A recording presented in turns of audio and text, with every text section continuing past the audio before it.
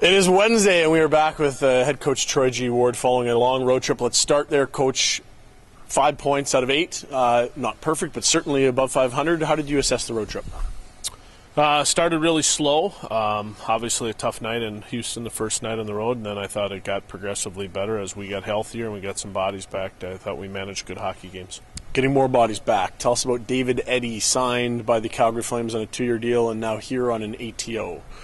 Well, David is a guy that I have some background with, just the way life works. He's worked for me in a couple of my companies that I own back in the States, so he's just a hockey player from Minnesota. He can't get enough of the ice and loves to play. He's had 3 good years of college hockey and decided to forego his 4th year and wanted to jump into the free agent market and see what he could find. And Calgary got to him through all our scouts and the people like that, and so he's coming up here to see if he can help our team. 3 years at St. Cloud, and I'm told he gets to the greasy spots on the ice, or the tough places. Is that a good description of his play? Yeah, David is, he's skilled. He's not overly skilled, but he's, people in the scouting department would say he's greasy. He kind of likes to get to tough areas. He's got a really good stick in tight areas, and he just has a great passion for the game. And, David is a type of player that will get to tough spots, and he'll find ways to make plays and make his teammates better. It is ATO season, Black Aces and such on their way. How will that affect the Heat, and how does that change your job with players arriving from junior and college, or does it really affect much?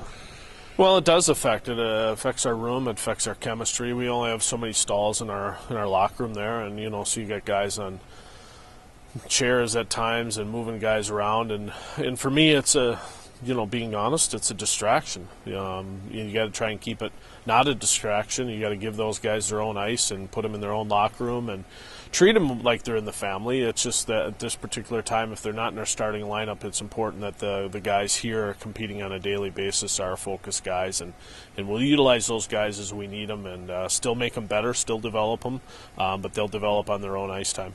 8 of 10 on home ice to close out the regular season. A good thing, a bad thing, or to be determined? Well, all of the above. Okay.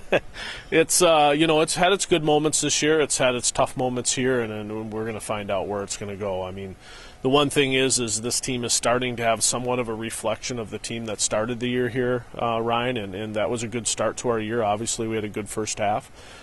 So we're encouraged by the fact that we got some of our players back and that we can hopefully do some things we did early in the year here.